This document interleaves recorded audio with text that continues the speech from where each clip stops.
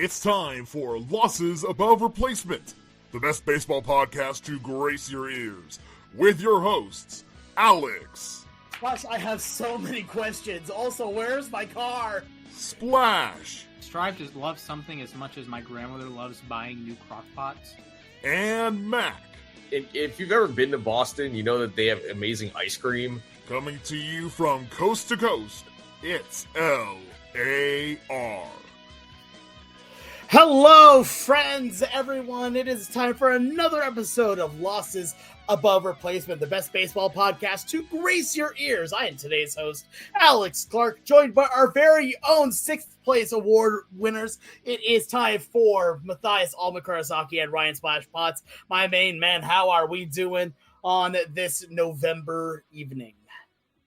It's too cold now. It became winter. I don't like it. Other than that, I had a pretty fun weekend. I went to the Jets game on Sunday. It's Jets Browns, whatever. Stadium was relatively empty.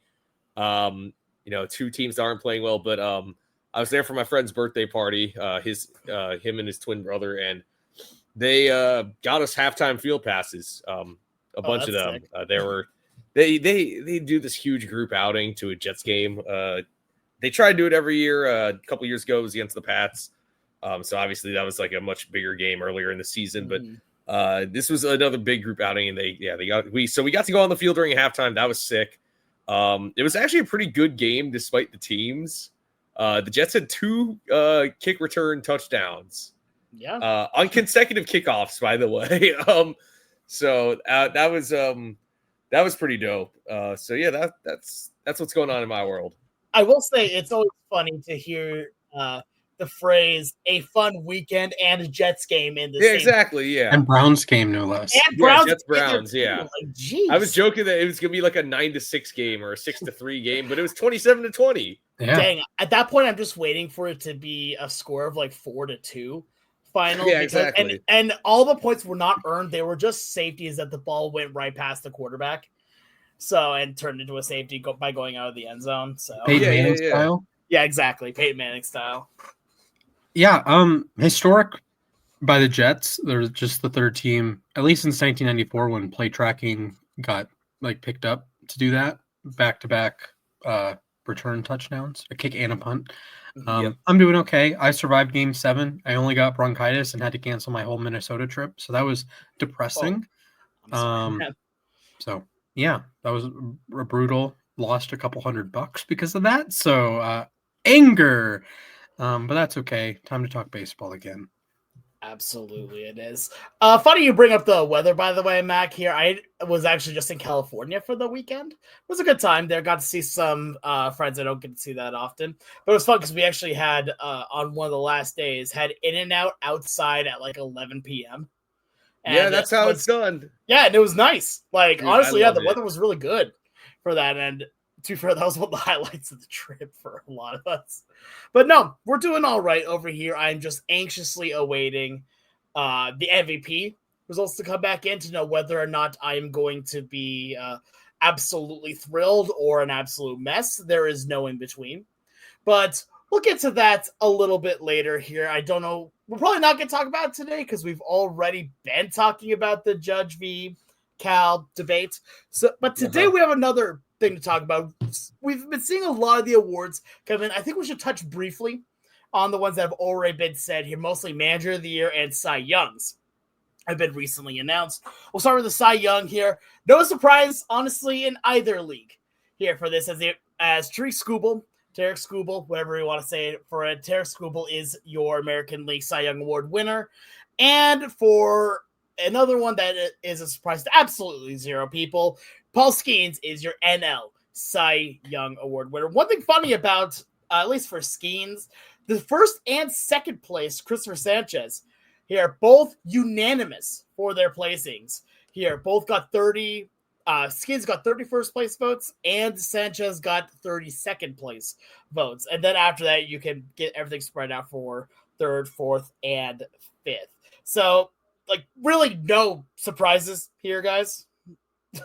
I mean, Really yeah, this was what we all expected. I mean, coming into the season, I had Skeens winning it. In the American League, I mean, Skubal was a strong pick to repeat, I think. Now it's about, is he going to be a Tiger next year? I can't believe it. But I mean, yeah, who knows? Entering his contract year, but they said, first American leaguer to go back to back since Pedro in 99 and 2000, which is kind of crazy. In the National League, obviously DeGrom has done it, Kershaw has done it. But yes, Skeens also is only the 7th player to have Rookie of the Year and the Cy Young in his career. So, no surprises. Yeah, That'd be a fun trivia to do. Maybe I should do that. Yeah. Skubal, unbelievable. I was just early, and I'm the precursor with a one 2022. Yeah, exactly. One, not caveat, but one problem with being early is that I can't predict the number that he's going to win. But so good job, Skubal. Good job, Skeens. The least shocking award winner of all time, 2025 Paul Skeens. And by the way, the first place, second place thing, I am deeming the Ronald Betts. Because Ronald and Mookie Betts did the same thing for the 2023 MVP voting in the National League. So good job, Christopher Sanchez, Mr. Bowling Ball Merchant. Fair enough at that point. I will also bring up here that second place in the American League was Garrett Crochet here. And unlike in the National League, it wasn't fully unanimous for first and second. 4 votes were given to Crochet as the for first place votes, I should say.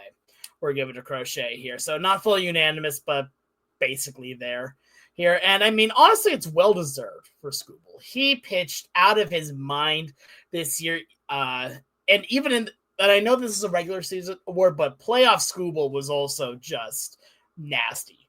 I got to watch it firsthand here against Seattle, and man, he shoves. There's really no way around saying it. And for Skeens, I mean, I was lucky enough I got to see him live this year one time. And it was a 0-0 ball game, and then I think the first batter after he left the game was a home run, and the Pirates lost 1-0 to Seattle. So, that just sounds about right.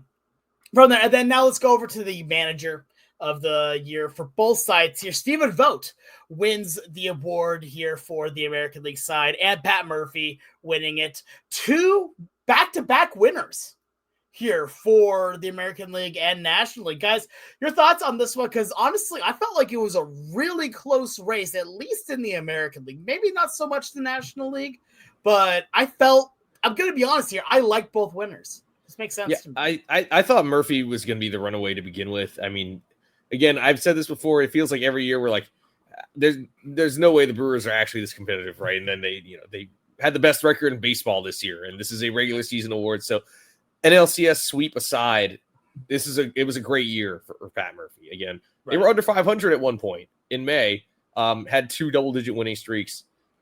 He fully deserves it. And Stephen Vogt, I mean, look, I think Splash and I both had John Schneider winning, but Vogt, like I said, this is a regular season award.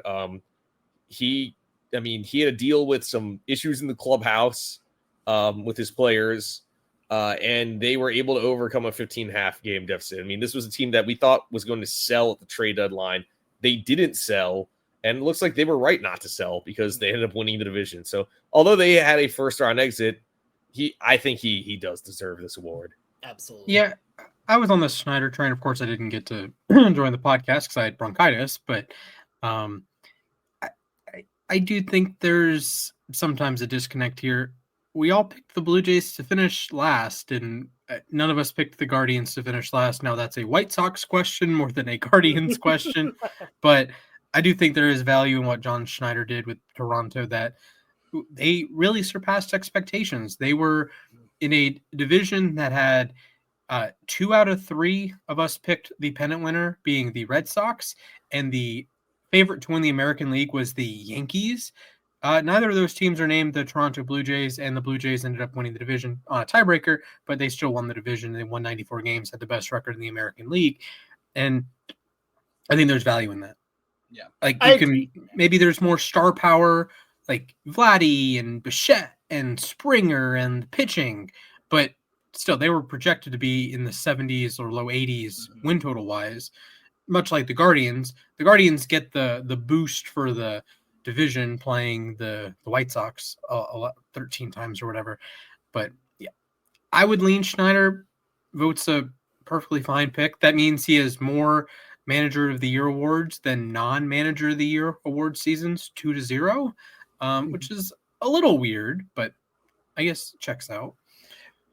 Yeah, the former Mariner bench coach is doing quite well over in Cleveland here, but right.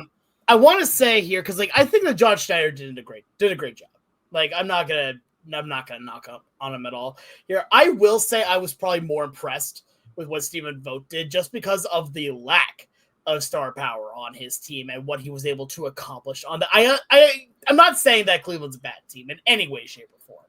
What I will say here is that he had a lot of adversity that he did have to deal with here, especially with losing your closer and another pitcher here due to, for lack of a better term, betting on yourself. And it's when you lose a player like a Class A here, I understand that, a closer is not an end-all, be-all, but that hurts. But what happened during that time? Well, he found a way to rally the team, continue moving forward, leaned on some guys that maybe wouldn't have been leaned on otherwise, say like a Cade Smith, so like that, to become your new ace of the bullpen, and was able to basically track down the Tigers in this way. Yes, did the Tigers have to mess up too? Yeah, but who also helped with that? The Guardians. The Guardians were whooping on the Tigers for a while here, and they took every chance they could to advance forward. And again, this is a regular season award. This does not take anything after that going forward. Does not take any of that of the playoffs into account here. So from that being said here, I think that Vogt did the better job here with less to work with as well. I'm not saying J-Ram is bad in any way, shape, or form. He is still, honestly, a top 5 player potentially in all of Major League Baseball. That's another discussion for another day. I think no matter what, he's top 10.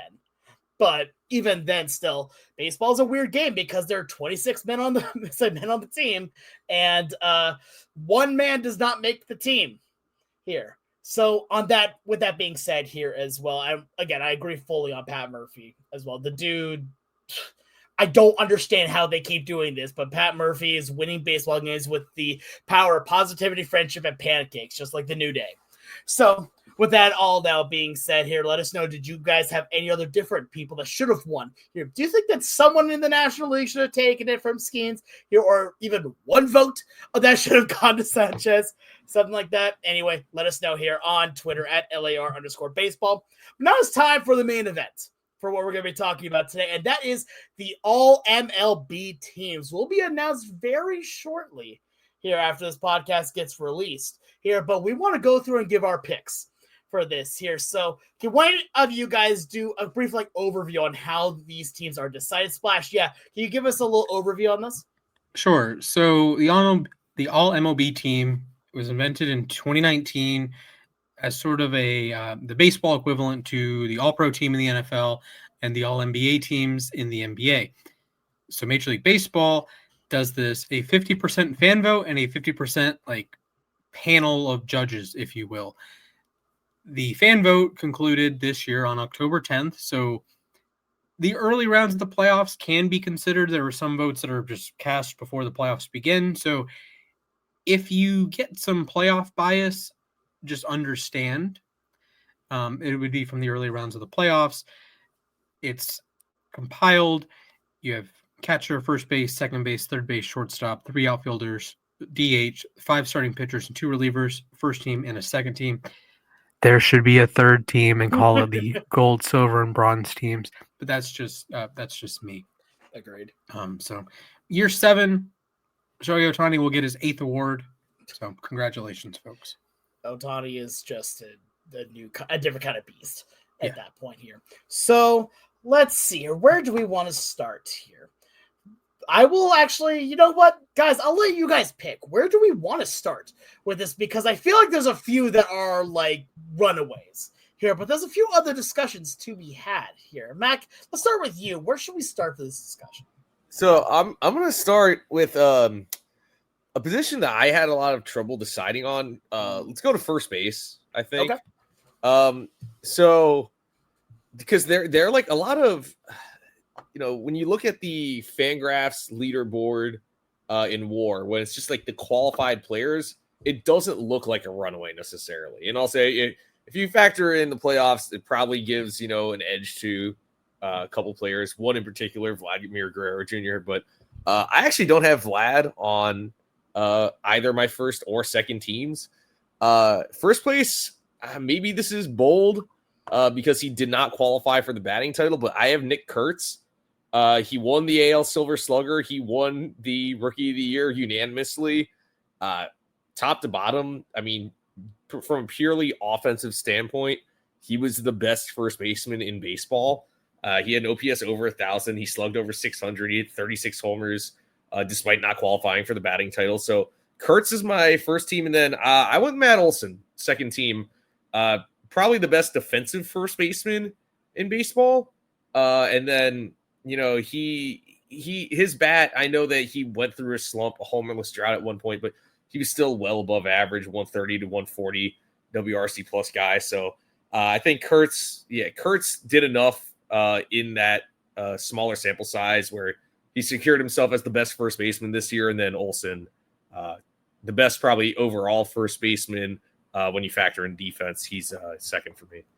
Yeah, I can definitely understand that here. I will say I do have a little bit different on mine as well. I actually have for my first one, I have Vladdy. I think that Vlad had himself an excellent year here and is one of the reasons why the team was able to make it to the World Series the way that they did here. Plus, on top of it, I think this was a big year where he really took that next step forward. Yeah, because I think that a lot of people know that, yeah, Vlad's very good. Vlad is very good. He's one of the best first basemen in all of baseball. This, I think, was one of the first years where you truly feared him. Like, again, I'm not talking about fear as in, like, oh, yeah, no, he's a dangerous guy in the lineup. I'm talking that Judge level fear. I'm talking that Ohtani level fear where you dread when they come up to the plate. You dread that point in the lineup. You're intentionally walking if you can here. So I have him at number one, and I'm actually also going to go with Kurtz for the second one. I think he had himself an excellent year here, and his Rookie of the Year very much deserved here on this. But yeah, I think that having, again, also established player and rookie upstart here makes, I think, for a good first, second team. So in my view of the first base list, I saw a lot of the same archetype of player. Good hitter between 130 and 140 WRC plus, and your patented below average defensive first baseman. So I looked for who separated from the pack. I thought two players did. Second team, I have Nick Kurtz. He was clearly the best hitter, but he clearly has the smallest sample size. He and Jonathan Aranda, who underrated campaign, 146 WRC plus. But Kurtz was far and away the best hitter, so I will forgive some of the shortcomings when it comes to the plate appearances. He was about 100 plate appearances behind Bryce Harper, Michael Busch, and he narrowly missed on qualifying for the batting title. And he hit 290, which fair enough to him. First team, Matt Olson was in the same ballpark in that 130 WRC plus range, 3 points behind Freddie, 1 point behind Guerrero, 5 points behind Alonso, 4 behind Busch. But that's a matter of if the season goes on another week, those numbers change. Like I was sending it in the group chat, felt like every day the big four horsemen in the National League, they're all jostling in the OPS leaderboards. That's just a matter of when you end the season. But Olson was clearly the best defensive first baseman. So when you get equivalent hitting production and he's clearly like a standout defensively, I give him the nod. I know the Braves had a down season. Olson is probably the lone bright spot of the hitting core for a full season's length of games. So Olson first team, Kurtz second team, a couple A's. Yep. I can definitely understand that here on this. And again, I think this is more of a testament to how strong Kurtz's showing was during the year. So let's move on now to second base then. We'll just continue on down the line here. And I'll go first on this one for second base, in which honestly, there's a few names here, but a few really stood out to me. Number one for me, I have Ketel Marte. I think Ketel Marte is just on another level he is such a good baseball player. Here, watching what he can do, it feels weird putting him as a second baseman, considering the fact that he plays wherever he needs to be, and he's still darn good at it here. But he'll be my second baseman. I mean, you just watch the offense here, and that's all you need to see when it comes to Marte. For my second team on that one, I'm going to go with Bryce Terang. Bryce Terang, I think, was another good, had himself a fantastic year, and is another one of the reasons why the Brewers were able to make it as far as they did. They were relying on a bunch of guys to really carry the team here, and the funny thing about it was that all of them were carrying their weight, and Terang was right there with them here. Did not have to have the amazing, power numbers of a Vladdy or the amazing stealing numbers here. He was solid. Just absolutely rock solid, and I respected that from him. He had himself a great year and helped a team that a lot of people I don't think were fully expected. So I expected the team to do as well as they did, and was a major reason for it. So I also have Marte as my first team guy. I mean, not much of competition there. 145 WRC plus, and that was like a step backwards technically. Now, and I spoke about it with Scooble earlier, but we do have to wonder if Marte will be on the Diamondbacks next year. Seems like there have been conflicting things on that. Second team, I considered a few guys. Bryce Terang was one of them. Really broke out with the bat this year. 18 home runs, of 124 WRC plus. Nico Horner competed for the batting title. Great defensive second baseman. He was in the running. Brandon Lau, I considered not as strong of a defender, but power hitter, over 30 home runs. The guy I landed on, though, is Jazz Chisholm. Silver Slugger Award winner. For comparison, he had 4.4 FWAR, the same mark that Bryce Terang did, despite playing 26 more games. 30-30 guy, 126 WRC plus. He was an above average defender. Now that he's playing second base every day and he's on a team in the Yankees that did a decent amount of winning this year, I had a feeling he'd turn into more of a star player, and he's done just that. So he narrowly edges out the other guys. Yeah, and not to belabor the point, I have Marte first team, Chisholm second team. Marte, I think, is still clearly the best second baseman. I know a bit of a smaller sample size. He missed some time early on in the season. He missed 36 games, but he was the best. Defensively, maybe not quite as good as he was last year. Also, Bryce Terang, where did the defense go? I don't know. 0.1 defense on Fangraphs. Seems Bizarre. like he was hitting the weight room this year. He all of a sudden started hitting for power. It was like all in 1 month, though. Yeah, 10 home runs in August. Yeah, I mean, sure thing. He was just in the weight room. Yeah, I guess he was. And he was listening to everybody saying, weight room. Yeah, Chisholm, exactly. Like a great season. 30 homers, 30 steals. You love that out of a second baseman, but it wasn't just that. It wasn't like a Rougned Odor season. 11% walk rate. Yes, sign me up. A 238 ISO, that's even higher than Ketel Marte's. Yeah, sign me up. I know he only hit 242, so the 332 on base is more closer to average than like Terang and Horner. But he was good with the glove. You like to see that. A good base runner, like I said, the 31 steals. So Jazz, you like Jazz. We do, in fact, like Jazz here. Yeah, and I'll continue around the horn. Please do. Jose Ramirez is the first team. That's not the player I'm interested about. Sorry, Jose Ramirez, you're a first ballot Hall of Famer. You're going to get there's a lot of ink spilled about you every year. Cal freaking Garcia, baby. Ooh, yeah. He is him. Finally, never wrong, just early. My GOAT was unbelievable defensively. Finally, for a full season, a 121 WRC plus. We are out of the mud with this one, boys. It's truly a time to be alive. 23 steals, 9% walk rate, 16 homers, 163 ISO. That's more around league average, but he hit 286. The batted ball profile actually translated for once. He actually outperformed the batted ball profile. I cannot tell you how many times I've mentioned this guy in the group chat, in other groups I'm in, just casually like thinking about Cal Garcia. He's like the American League version of Ke'Bryan Hayes for those uninitiated. But he can actually hit. It's unbelievable. So first team, Jose Ramirez, good job, buddy. This is like it's like the career tributes in the Hunger Games. Of course he's going to win. But then Cal Garcia, baby, second team. We did it. We're out of the mud. I mean, I don't have an argument against that. I like that a lot. I mean, obviously for me, J-Ram is first team. I mean, I don't think there's an argument there.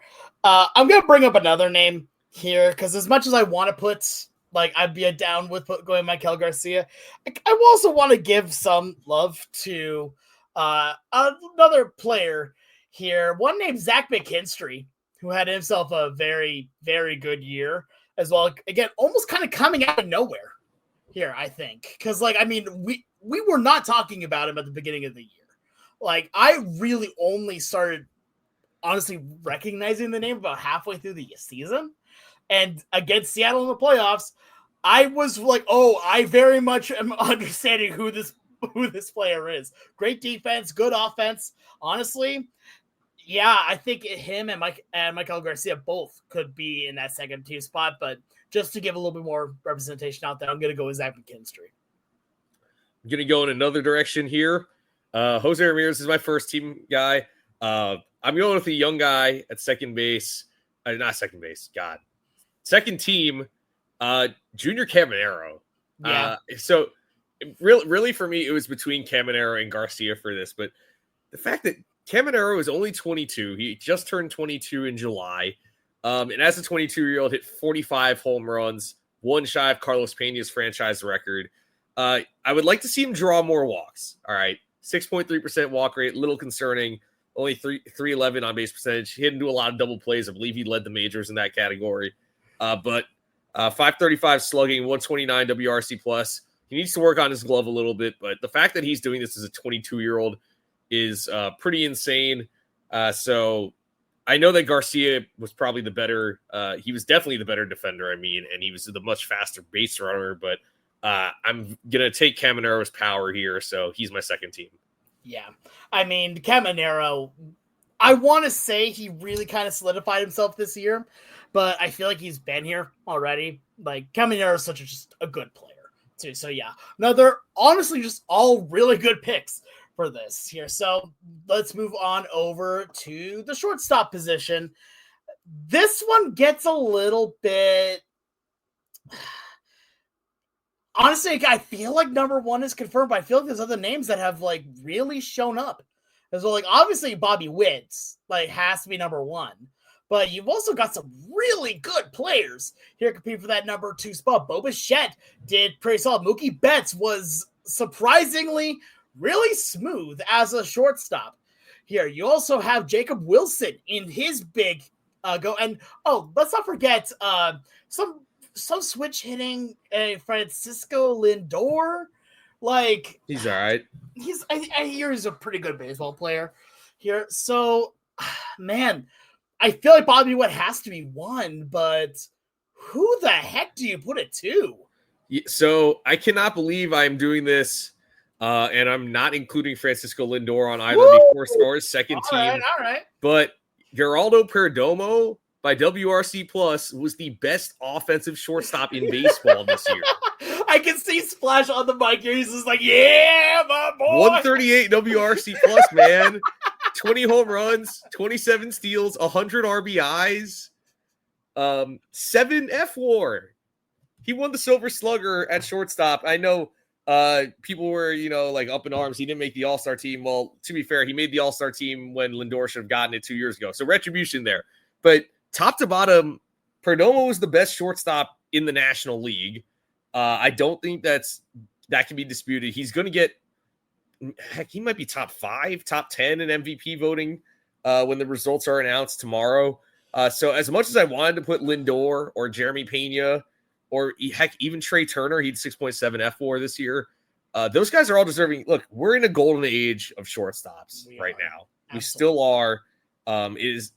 For a second, it looked like, all right, maybe we overhyped it a little bit, but this is a golden age of shortstops. And Perdomo surprised us this year. True breakout season with the bat. I think he's honestly the easy pick here to be the second teamer. Yeah.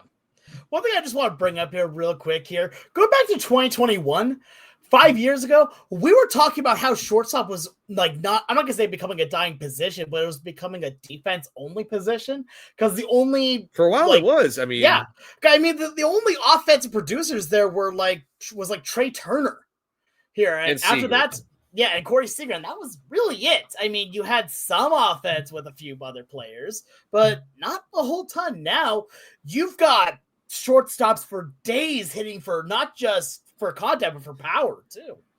Splash, give me your first and second here, then I'll do my first and second. So Bobby Witt, best shortstop in baseball. Congratulations. A lot of ink has been spilled about that. I also have a shortstop who switch hits as my second team. It's Geraldo Perdomo. There are things in life that, as the kids say, butter's your biscuit. A 13% walk rate. Okay, Splash, my biscuit. Oh my! I've never heard this phrase before. I've heard this phrase a lot, but I don't think the kids have said that. The kids are saying things such as Riz and two numbers back to back that I will not say. I have to hear that like other every bozo week, shortstops like Trey Turner have a 6'7", literally 6'7". I'm banning you for the podcast. If we ever say that phrase again. I'm serious. Trey Turner had a 6.7% walk rate. That's a genuine. That was also his WAR. Oh my god! Exactly. So he is of the memes. Geraldo Perdomo is of the ballers. 13% walk rate, like I said, plus defensive shortstop. Not Bobby Witt territory, but above average. I love the 138 WRC plus. And remember, he gets the Arizona tax. So when he is compared to other players, his raw batting average on base slugging, and those compared to, say, Francisco Lindor's. Lindor is playing in a dead ball era ballpark. Geraldo Perdomo is playing not in the mountains, but the second closest to the mountains. And he still beat him out. And he still beat out even Witt. And he still beat out Trey Turner. And he still beat out Jeremy Pena. And he still beat out Henderson and Ellie and Adames. He tied with Corey Seager, who is a worthy mention here. But first team Bobby Witt, second team Geraldo Perdomo, and 13% walk rate from your shortstop. Oh man, I have ascended. Yeah. I mean, I don't think this is as much of a discussion at this point here. Like, yes, there's a bunch of names here, but then there's Perdomo, who is, again, Bobby Witt's number one, far and away the best shortstop in baseball. And then Perdomo decides to say, hey, by the way, I'm the best offensive player. That's it. That is the end of the discussion there. And Bobby Witt's like, I'll lay you on that one. But yeah, no, Bobby Witt number one and Perdomo number two. So now we move things over here to the catcher position. Is there a discussion here? This is another one of those ink spilled yada yada. Yeah. Raleig's the first team catcher. Now, second team, that is probably second team is very much a discussion. This is a fun one. I mean, okay, so here, let me just talk on this for just a second, right? Because we could gush about Cal Raleigh all we want here, but obviously he's number one here. 60 home run season. 9F about to be the MVP here. Don't at me. They should tie. I hope it ties. Oh my god, if it ties, a tie would be chaos. Oh my god. I could just imagine the baseball world burning down if they tie. Or if it's like a one vote difference, like someone picks like Jose Ramirez's second team or second place, Raleigh or Judd in third place. I mean, how would they I know that they would just go with co-MVPs if they tie. Yes. 1979. How amazing would it be to have like a home run derby as a tiebreaker? All right. Okay, Kyle Schwarber. No, I mean, look, just hypothetically saying that'd be awesome. But regardless, you have Pete Alonso staring off in the distance. Pete Alonso meditating. Yeah. Anyway, there's a lot of good names here. Drake Baldwin winning the National League Rookie of the Year is a good shout on this year. Alejandro Kirk is, again, really good here. Shea Bangaliers, as Splash likes to say. Will Smith put together a solid season. For me, I'm going to go with Alejandro Kirk. I think that Kirk played out of his mind here. And even though he is, by metric speed, the slowest player in Major League Baseball, he's a great catcher. Defensively, pretty darn solid, and he can hit the ball a country mile too. Like your speed does not matter when you hit the ball 60 feet over the fence. Like it does not matter at that point here. So I go with him as my number 2. It unfortunately does matter when you hit broken bat choppers to shortstop. It does matter on that. You're True, absolutely yes. correct. Here, but then all you need to do at that point is find a way to get on first base and then become Josh Naylor's level of IQ to be able to steal all the way to third. I don't know why Barger didn't try to steal second base. Anyways, I don't know either. Anyways, that needed to happen. So Cal, first team, yada yada. We get it ink spilled. For me, it's a Kirk versus Smith question, and this is the kind of baseball fan that you are. What do you value? Do you value Alejandro Kirk having 70 extra plate appearances, 20 extra games, qualifying for the batting title, and being an elite defensive catcher? And honestly, he got jobbed from winning the Gold Glove. Shout out Dylan Dingler. You had a great season. Kirk was better. Sorry.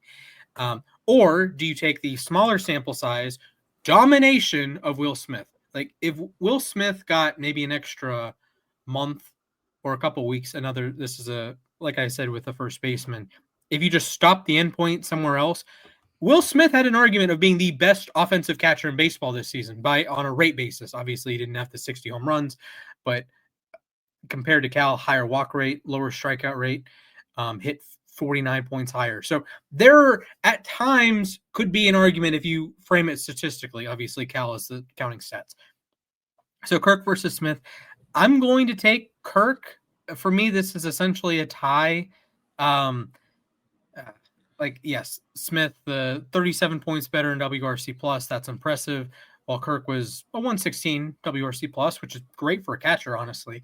But I thought he was tremendous defensively, deserved the Gold Glove, did not win the Gold Glove. So that was my spiel there. So Raleigh first team, Kirk second team. And Smith, this is why you have a third team. He's perfectly deserving. He should be mentioned. If you count about the playoffs, he had an incredibly clutch home run to win the World Series, just throwing that out there. So if that matters, maybe you bump him up over Kirk. In all honesty, it could just be Kirk and Smith as first team, second team, because their teams actually balled out in the playoffs. But I digress. You want to say that one? I don't know about that one there, Chief. Considering that another team was also in the ALCS. Pennant winners. Anyway, considering that we were basically winning the game for 7 innings, you want to keep going? By the way, where were the real quick?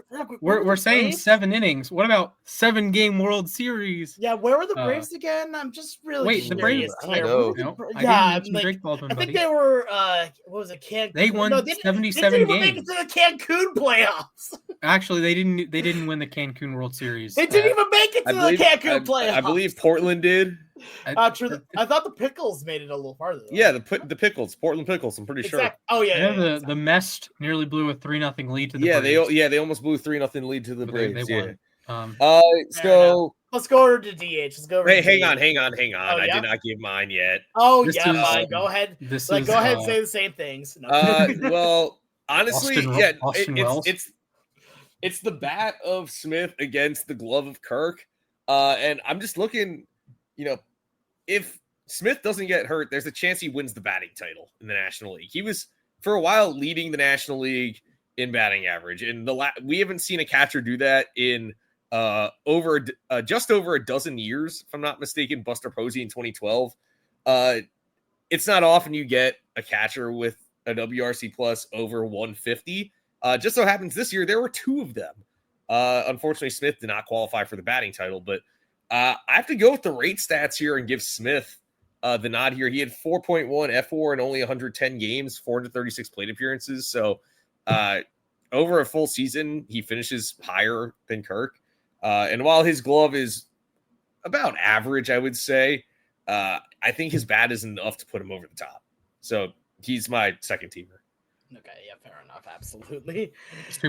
World Series champion Will Smith for the 6th year in a row. Yeah, yep. Absolutely. All right, DH. Ohtani Schwarber. So I did want to make a Springer case. Springer was awesome this year. I want that to be counted. Yeah, of course. He did have more F4 than Schwarber. He did have a higher WRC plus than Schwarber. Just Schwarber DH'd more often, and had 140 some odd extra plate appearances and hit 56 home runs. Now, granted, Springer had a great year in his own right. He scored 100 runs, a 12% walk rate, 250 ISO. I want to mention Springer. He was about half DH, half non-DH in terms of the full season, 86 DH games. I want to mention him. I know it's going to be Ohtani Schwarber. Like, I'm enough of a baseball nut to know that. Like, that's just how it's going to go. Mhm. But I think Springer deserves some consideration here. Yep.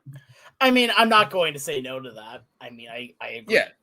But at the same time, also, I just think that what Ohtani and Schwarber both did was just amazing, honestly. Yeah, no, and I agree. I mean, obviously Ohtani's number one, but Springer, considering also that, you know, he was in his age 35 season coming off the worst year of his career. Yeah, he might be comeback player of the year. But I mean, that's the tough part, is that we're going to get into the outfield. And if you don't mind, I'm going to go ahead. Please do. With my outfield first team. I'll be honest, I don't have Springer on either my first or second team, mostly because he only, if I'm not mistaken, I was looking at this earlier, he really didn't play the outfield that much. That's the thing, is that it's sort of this tough situation where he was a great player, but he falls between the cracks here. Yeah. He only played 54 games in the outfield, so I have a hard time putting him there. First team, obviously Aaron Judge is there. Juan Soto is my second outfielder. I went Corbin Carroll as my last first team outfielder. He really put it all together. Won his first Silver Slugger, 139 WRC plus the speedy at a 30-30 year. So those are my top three. And then my second teamer, finally get to say this, Byron Buxton is an all MLB team guy for me. Best offensive season of his career, finally played over 120 games. So I think he gets a second team nod. Fernando Tatis Jr., don't think he should have won the Platinum Glove, but overall, a very good outfielder. He's third in FWAR among qualified outfielders. So he gets the second team nod. And then my last one, I know there's going to be some tweeters who heavily disagree with me. Julio Rodriguez gets the last nod. So I have Judge, Soto, and Carroll first team, and Buxton, Rodriguez, Tatis second team. I will say J-Rod's second half definitely saves him here. So I'm pretty unanimous with a lot of what you said here, although I do have a couple changes. Obviously, you know, Judge and Soto are 1 and 2. Like, let's be real here. They're just some of the best players in the game at this point. I decided to go with Julio on making first team. Do I think that there's a lot of people that could definitely be in that position? Absolutely. I think that what I saw from Julio this year, and yeah, you know what? You can call me a homer on this one, but what I saw from him, especially in that second half, he was one of the best players in baseball. And right now, he is, in my humble opinion, the best center fielder in baseball. Like, and to be fair, it's not even particularly close at this exact moment. Those are my first team. My second team here, I also have one Mr. Corbin Carroll, who the dude is insane. I then also went with Tatis here for the second team. And the last position, I really struggled with. I'll be fully honest here. There's a lot of names here, but in the end, I think, man, like even now, I'm going back and forth. I'm just gonna settle on a name here. I will go ahead and say Byron Buxton. I'm glad that we finally had a lot more of a healthy Buxton this year, and he showed why Splash has been continuously hyping him up for the last few years. And you know what? Hey, again, he's been proving everything right on that, and been proving me right of saying when healthy, he'll do great. So, with that, hell roll the Splash. Yeah. So Judge and Soto, we got it. And then I was deciding, do I want Corbin Carroll or do I want Fernando Tatis? And I thought long and hard and long and hard and long and hard. And I decided on Pete Crow Armstrong. Yeah, I was waiting for that. I was waiting for that. Listen, he's the best defensive outfielder in baseball. Sorry. I know he strikes out a lot. I know it. I know. I watch it. All, yeah. It's miserable. But watching PCA in the field is like a next level ethereal plane So he is my third member. Judge and Soto, you can sit in the corners. PCA, he got you. Second team. I mean, yeah, because you don't want to have Juan Soto playing defense if you don't have to. Not in center field. not left or right field, even. Yeah. So, second team, Carol Tatis. Then I thought, long and hard. Do I go Julio or do I go Buxton? Do I go Julio or do I go Buxton? And you're going to go with Riley Green. No, I'm invoking the best player in baseball clause because I don't think you watch Julio, you watch Buxton. I don't think they're the best player in baseball. I think when you watch a certain guy who wears 13 and throws out bozo base runners standing 300 feet. I saw a Ronald Acuna highlight reel yesterday and got jacked up again. Baseball, can you come back, please? Ronald Acuna had a 161 WRC plus. I know he missed half the season. I got you, but he is just a life-changing player, a truly life-changing player. Okay. So that's my spiel. Good job, Ronald. You know what? I actually the by offense, consider that he missed half the season. He was 5th in offense on like the offense, like batting and base running combined on Fangraphs. He was 5th. He missed half the season. He was tied with Buxton, ahead of Tatis, ahead of Julio, ahead of the Kyles, ahead of everybody else. So I have a leg to stand on here, but you absolutely do. You was, have just as much of a leg to stand on as I do to say Julio is a first teamer. Sure, so, but Acuna's on my second team at least. I understand. Yeah, no, absolutely. Yeah. So also, by the way, full season Acuna is still one of the best. Like he's top 5 in baseball. I think we can all agree on that. Yeah. And I do want to point to your Julio comment about center field. I will say a little bit of a weaker center field crop. Mm-hmm. Like Julio is clearly the best, but it's also not exactly a who's who. Oh yeah, no, I agree, but also it is still the fact of he is like you could have an argument he's not a top 5. If he was in right field, he wouldn't be a top 5 right fielder. I'm not saying I'm not saying that like full stop, but you can make an argument one way or the other. I think you could. Yeah, I could see it absolutely. Now, he'd probably be the best defensive right fielder, so that would be a bonus. I would agree with that. Yeah, I also think that his speed and his play style just naturally suits better for a center.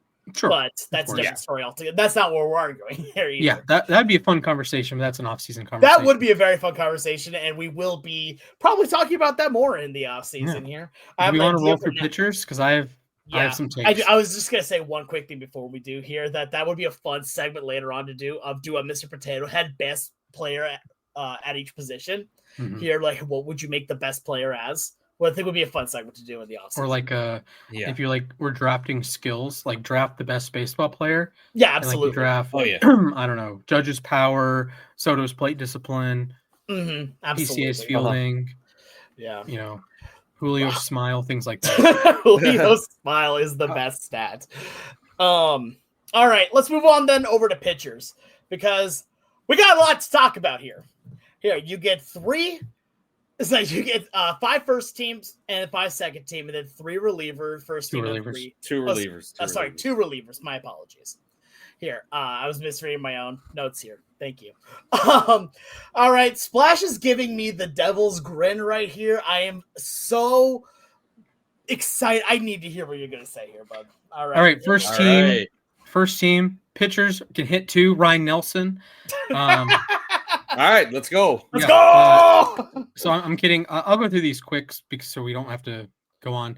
These are in alphabetical order, by the way. I'm not like a psychopath. Hunter Brown, Garrett Crochet, Christopher Sanchez, Paul Skeens, Tarek Skubal. That's my first team. Second team, Nathan Eovaldi, Max Fried, Logan Webb, Brian Wu, and Yoshinobu Yamamoto. Great. So first team, you have the 3 AL Cy Young finalists, then number 1, number 2 in the National League. I don't think that's too much of a conversation. Maybe you want Yamamoto in that. Yamamoto was 3rd in NL Cy Young voting. He's on my second team. To me, the name I really wanted to put on here is Nathan Eovaldi. And it was just an exceptional season. He missed some starts, so he only threw 130 innings.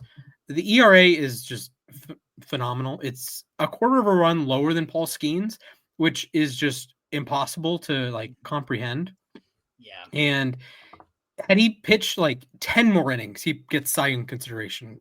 Not first or second place or anything, but 10 or 15 more innings, 2 or 3 more starts, and he's like down ballot getting Cy Young votes. He was that good. And he was despite only throwing 130 innings, was 15th in F4. And I thought he was, for stretches, the best pitcher in the American League, on par with Skubal, on par with Crochet, the best right-hander in the American League at times, even over my American League Cy Young pick, Hunter Brown. So that's the hill I want to advocate for. So first team, Brown, Crochet, Sanchez, Skeen, Skubal. Second team, Eovaldi, Fried, Webb, Wu, Yamamoto. Yeah. So I have identical first team. There's no debate on that. Second team, I have Yamamoto, I have Fried, I have Wu. My last two guys, so I really wanted to put Nate Eovaldi on there. I have a hard time putting a guy with only 130 innings on. So he was like my first guy off. I went with Freddie Peralta as the fourth guy on the second team. And then the last guy, maybe this is just me kind of being a homer. I went with Jacob deGrom. Neither of those guys have the volume that Logan Webb does, but they were both excellent. deGrom, it was nice to see him stay healthy, qualify for the ERA title, gets a down ballot Cy Young vote. So we match on 8 of the 10 spots, with Peralta and deGrom being the lone differentiators. Yeah, I think for me, like, again, the top of the litter for me is pretty well solid in here. Skeen, Skubal, Brown, Crochet, Sanchez for me on that. And then for my second team here, again, no particular order, by the way, for any of these here. There's no particular order. I have Wu, Yamamoto, Webb, and I also went with Peralta and deGrom. I think Peralta did amazing this year and really solidified himself as the ace of that rotation. And we finally got to see what it looks like when deGrom can be healthy for at least 3/4 of a season. So that's fun. Although I will say against Seattle, not as fun, but that's a different story altogether. But yeah, no, I feel like there are so many good starting pitchers out right now, and it does make these decisions a lot harder here. But like, again, the one that I will say fully, I did not expect to make this list here is Christopher Sanchez here. Like, he balled out this year. If you're going to say that a Philly pitcher was going to make in the top 5 here, all MLB, your first team, I would have said, oh, yeah, obviously it's Wheeler. Obviously it would be someone else. Sanchez was not on my radar, but, good on him for putting together one heck of a season here in order to make that list. So let's move over now. Oh, yeah. I will point out, so I was listening back to our predictions pod. I mentioned him in my National League Cy Young spiel because he actually had the same odds as Schwellenbach, who I picked, 25-1. So the bowling ball sinker really works at Citizens Bank Park, if you can believe that. So a really strange archetype of a player, and he just got a lot better. He was good last season. He was an all-star last season. He was really good last season. He was awesome this season.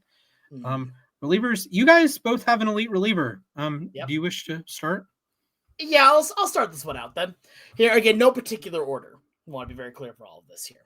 So my number one is my first team. I have Aroldis Chapman, who was, in my opinion, number one, just general. And then you get some other names to go on there, and I'm going to be my homer self. I don't care. He was amazing here. Andres Munoz is going to be my first team as well. He was absolutely dominant. And remember going back to the beginning of the year, he lasted, I think, almost 3 months without giving up a run. Wow. And they continued it throughout the rest of the season. I think he finished with an ERA of under 1.9 or something like that. I might be wrong on that, but I don't have the number right in front of me. My second team here, when it comes to relievers, I think at that point you still have to go then with Edwin Diaz. Absolutely incredible year for him. Still should have gotten some down ballot Cy Young votes here. But then for the last one, there's a few other names here that you could really go along with here. And I'm going to go with Cade Smith. I think that Cade Smith was put in such a weird position this year because he was meant to be the setup guy for Class A here and was like, okay, you're just going to be a dominant 8th inning guy. Fantastic. But Class A decides to go bet on pitches and gets thrown out. And now Cade Smith is the closer, and he dominates as the closer here too. I think for what he had to do going into this year. I think that puts him at least on the radar there. And for me, at the very least, gets him that second team slot. So I think there are three guys that we can all, at least in my head, there were three guys I had no issue discussing if they were going to make it. First team, Aroldis Chapman and Edwin Diaz. In my opinion, they should be winning the Reliever of the Year awards. Two best relievers in baseball there. Not much to discuss there. Diaz was finally Diaz again. Chapman found the fountain of the youth and pitched like a young Reds Aroldis Chapman. Second team, I have Andres Munoz leading off. It was impossible to pick a fourth reliever. I'm going to go to a guy who I believe made it last year, and if not, should have made it. I'm going with Mason Miller. He kind of had a pedestrian start to the year with the A's, only a 3.76 ERA in 38 games. But after getting traded to San Diego, this dude was arguably the best reliever in baseball. 45 strikeouts and 23 in the third innings. Only gave 2 earned runs, so a 0.77 ERA. He wasn't the primary closer because of Robert Suarez, but put it all together, it's a 2.6 ERA. It's a 44% strikeout rate, 2.23 FIP. This is just a dominant pitcher. 2.51 xERA, 2.27 xFIP, 2.23 FIP. Padres, just keep him as a reliever, man. Let's not try to force him into being a starter because he will be. I think he could be the best reliever in baseball if you just make him the closer next year. So as unnecessary as I thought that trade was, I see why they did it, and I think he did just enough during his Padres days to get onto the second team. Absolutely. Sure. So first team, Aroldis Chapman, the best reliever in baseball. It's amazing what you can do when you aim your pitches. Yeah. Shout out Connor Wong for telling you to do that. Shout out Connor Wong for just being the voice of reason and saying, by the way, where do you like to throw your pitches? Just a simple phrase like that. You're like, oh yeah, you like to throw high and in? What do you mean you just throw ball and hope it works? Sometimes that works, man. Sometimes it works, but man. He just told him to lock in, and Aroldis Chapman locked in. I don't know what else to tell you. I have a small story I had to tell here. I remember I was in high school, right? And I was watching the high school varsity team do pitching warm-ups, do pitching practice, and they had a grid system set, the 9 sections of a strike zone. So, and they were to the point where they were able to position their pitches almost perfectly within one of the quadrants here. And then I think about Aroldis Chapman, who's just like, lol, I throw ball hard good. And the fact that every pitcher that I think I watched back at Bothell High is no longer playing. I may be wrong on that. I hope I'm wrong on that. I like their pitchers. And Chapman is here in the year of our Lord 2025 as the best closer in all of baseball. It really puts some things into perspective, doesn't it? Yeah, it does. And so the next spot, it's either Edwin Diaz or Anthony Munoz or Andres Munoz. Again. God, yeah. I'm an NBA or NFL fan. My bad. So it's one or the other. I don't really want to make either of you mad, so I'm going to pick Alexis Diaz. That's a joke. Braves farmhand right now, Alexis Diaz. I thought they cut him already. Okay, I guess Braves they picked farmhand him at one point, Alexis Diaz. Yeah. Finish out the second team, either Diaz or Munoz. I don't really have a preference, man. They're both really good. They do different things well. Perfectly fine. Great. Yuan Duran, he's back. He's back. I considered him for maybe this. Maybe not better than ever, but he's back. He actually had a good season for once. He was not a baseball savant merchant like he has been. He's a guy that I said was the best reliever in baseball with a 3.7 ERA. Yikes. But he was really quite good. ERA a tick over 2, FIP at 2.59, which is lower than most of the top relievers. The guys ahead of him on the WAR leaderboard.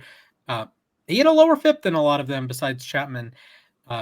Still strikes out guys. You'd think he strikes out more guys because he throws 103, but he doesn't walk guys. He gets a ton of ground balls. And as you guys know, I'm a big fan of the Rizal Iglesias method of not walking guys and getting soft contact. Well, Duran does that well, strikes guys out, doesn't allow many walks, and gets a lot of balls hit on the ground. I think he is worthy of being a top 5 reliever and worthy of being on my second team. Yeah. I'm still mad that Duran got traded and for not that much to the Phillies. Here, like, I still think Seattle needed to make a trade for a reliever at the deadline, not named Caleb Ferguson, but that's a different story altogether. Let us know what you guys at home think. Do you think that we left off of someone here? Do you think that someone else should have been on the list? Do you think that Julio Rodriguez doesn't even deserve to be on 5th team? Let us know here on Twitter. 30th team, actually. Fair enough. World Baseball Classic team. Let's go with That's that. what we should do. Instead of first team, second team, we should do all 30. Rank every player. Every player. Yep. Yes. I think that actually, if I had more time in my life, if we had 25-hour days, that's what I would do for the extra hour. I would rank I would get like a first team, second team, third team, fourth team, 15, sixth team, seventh team, eighth team, ninth team, so on and so forth.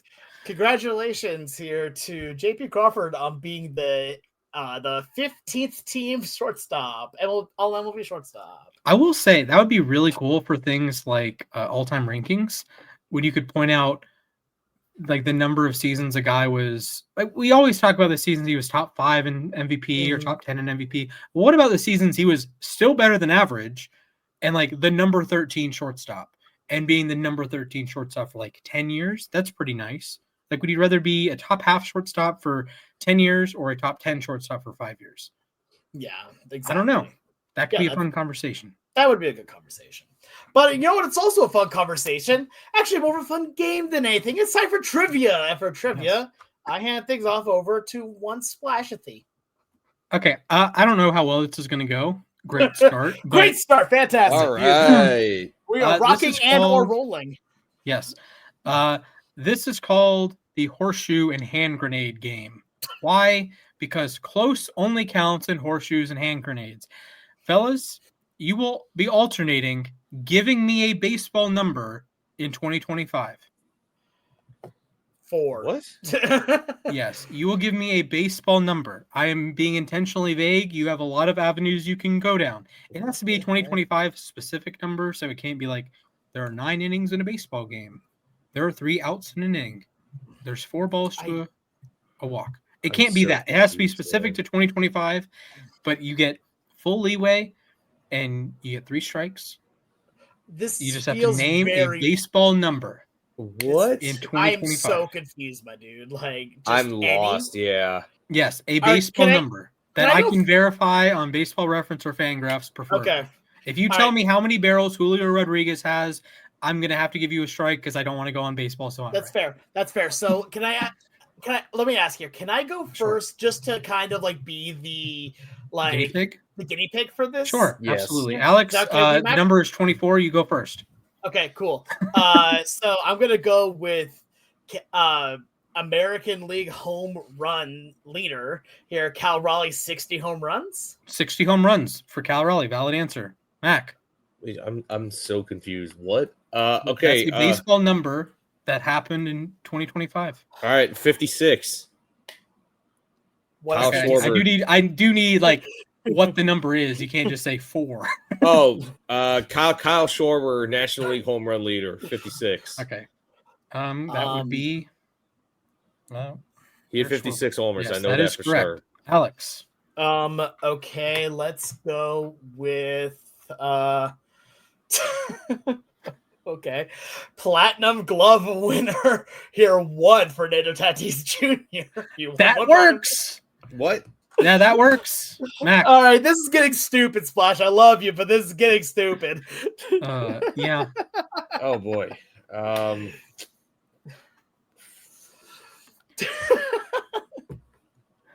This is straight from Baseball Reference, you said? Baseball Reference or I just need to be able to verify it. It can't be like best smile. Oh, damn. Okay. I was going to go with that. I'm going to be real. We're going to be here forever. Hang on. Aaron Judge, WRC Plus leader, 204, if I'm not mistaken. Yeah, that would be correct. Do we need to pivot the trivia? We can do the pivot. Absolutely, we do. But I have an idea. I have it. No, okay. We're good. We're good. Can I say what the next one was going to be? I was just going to say for another dumb one. Sure. I was going to say catcher leader in home runs, Cal Raleigh with 60. Okay, that I would have given you a strike for because you used the same number. I didn't. All right, I may have, but then you can't prove that. It's the number 60. It's fine. maybe. All right. So we just filled out our 2025 All MLB teams. The trivia today is the 2024 All MLB teams. Oh, Alex, pick a boy. number between 1 and 30, please. 24. All right. Mac, number 1 between 1 and 30. 17. Number is 18. Mac, you go Let's first. go. Just name them. 2 strikes. William Contreras. That is correct. Alex. First team or second team? Aaron Judge. Judge? Correct. Mac. Shohei Ohtani. Shohei Ohtani, correct. Alex. Damn it. Tarek Skubal. Tarek Skubal, correct. Mac. I hope he qualified. Paul Skeens. Paul Skeens, correct. Alex. Oh my gosh. Now I'm like blank on who plays baseball. J-Ram. Jose Ramirez, correct. Mac. Bobby Witt Jr. Correct. Alex. That was gonna be my next one. Juan Soto. Correct. Mac. Francisco Lindor. Correct. Alex. Freddie Freeman. That would be incorrect. Strike one. All right, Mac. I froze there for a second. Wait, Freddie Freeman didn't make an All-MLB team last year? What the heck? That's correct. Wait, Vlad Guerrero Jr. That is correct. Alex. Okay. Mason Miller. Correct. Mac. Kirby Yates. That is correct. Yep. Alex.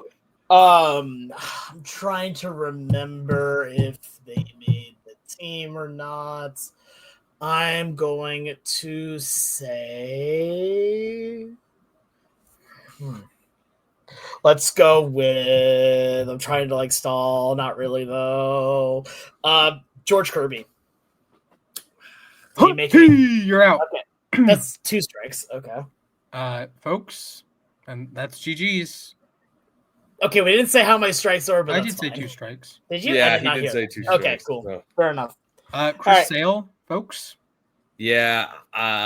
Sale, Scooble. Yeah. Okay. I know there's a guy on there who will not make another one because it's Emmanuel Clase. I also don't think Teoscar Hernandez is going to make another one. For that You never know. Wait, he made a. Okay. Yeah, that was exactly. I know another guy, Ryan Helsley. Yeah, he's not making another one. Nope. All right. Good job, Mac. Congratulations. Thank you. Win. Thank you. Yes. My hand grenade game, not exactly the best idea. Don't worry. No, I think honestly, with a little bit of, I think we can make it work. Yeah, if it was more like pick a baseball stat, maybe like that. We can talk about it more afterwards because I think like a jersey number. Maybe I like the idea you had. It just I think needs a little fine tuning. Yeah, too many answers. Alrighty, Exactly. Good job, folks. No worries. All right, thank you, though, Splash. But it's now time for our final segment, as we like to end every show with the moment to ourselves, where we can talk about anything that's on our mind. It does not have to be baseball related, but it absolutely can be. Gentlemen, would either of you like to go first today? Splash, I saw your hand go up, so I will give you the countdown. Here we go. Your time begins in 3, 2, 1, begin. All right, folks. I'm going to talk about the value of rounding up. When you have an interaction with someone, and say it's a neutral interaction, you can think of it as positive or negative. It takes the same amount of effort to perceive it as a positive or a negative. Now, granted, there are negative reactions. If I walk up to you and flip you off, that's a negative reaction. If I walk up to you and give you a hug, that's a positive reaction. But if it's more like a neutral tone thing, it takes the same amount of effort to think they're rounding up or to round up with the action than round down with the action.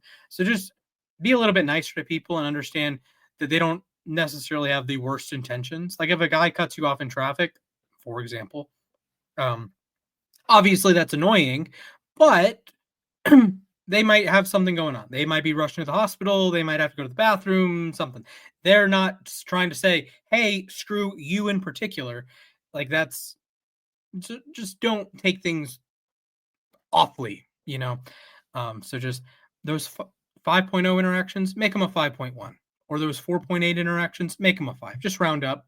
That 3.7 interaction, make it a 4. Just round up. You'll be a little bit happier. Yeah, I can understand that. I agree. I mean, there's a famous quote out there that kind of goes along the same line of where I think it is comparison is the thief of joy here. So kind of. I agree with that wholeheartedly. Yeah. All right, Mac, would you like to go next or would you like me to go? You go. I'm still thinking, right. yeah. Sounds good. All right. Can someone count me down, please? Yeah, I got you. Your time begins in 3, 2, 1, go. All of you guys know I'm a huge Pokemon fan. I've been a Pokemon fan since I was a baby. And I'm not going to give spoilers for Legends ZA. What I will say is that Legends ZA is an incredibly fun game. I absolutely loved it. I am basically 100% on it yet. I just need to collect the rest of the screws. But I've also been shiny hunting in the game a lot.